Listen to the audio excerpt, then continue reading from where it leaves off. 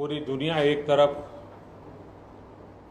Corona virus के कारण जो समस्या पैदा हुई है, जिंदगियां बचाने के लिए दुनिया जंग लड़ रही है। ऐसी संकट की घड़ी में हिंदुस्तान की भी केंद्र सरकार हो या राज्य सरकारें हो, सभी डिपार्टमेंट और एक प्रकार से सभी नागरिक ये कोरोना वायरस की लड़ाई में पिछले 2-2.5 महीने से लगे हुए हैं। ऐसे समय साइक्लोन का इतना बड़ा संकट, और वो भी सुपर साइक्लोन, बहुत ही चिंता का विषय था।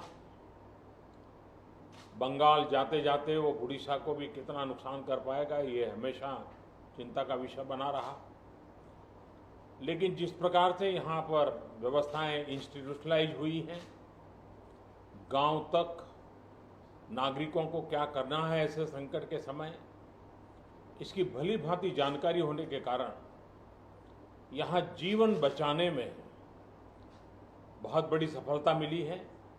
और इसके लिए उड़ीसा के नागरिक, उड़ीसा का प्रशासन और उड़ीसा के मुख्यमंत्री श्रीमान नवीन बाबू, उनकी पूरी टीम अभिनंदन के अधिकारी हैं।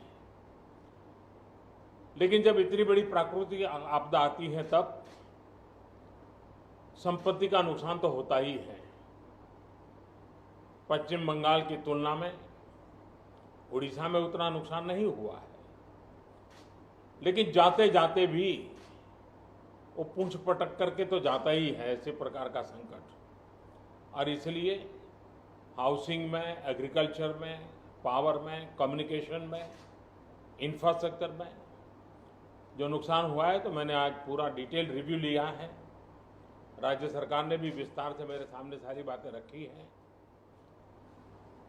यहाँ की सरकार की व्यवस्था की तरफ से बहुत ही जल्द उसका आकलन करके रिपोर्ट भारत सरकार को मिलेगी। भारत सरकार की टीम भी तत्काल यहाँ पहुँचेगी और पूरी परिस्थिति का रिव्यू कर करके लंबे समय के लिए रिलीफ हो, रिस्टोर करने की बात हो, रिहेबिलिटेशन की बात हो, इन सारी चीज़ों को प्राथमिकता देते हुए काम आगे बढ़ाया जाएगा। लेकिन तत्काल आवश्यकता को ध्यान में रखते हुए भारत सरकार की तरफ से 500 करोड़ रुपया एडवांस व्यवस्था के रूप में देने का हमने निर्णय किया है।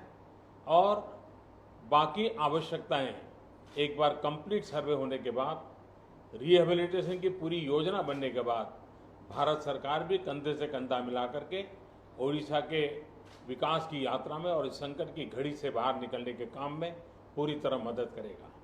बहुत बहुत धन्यवाद।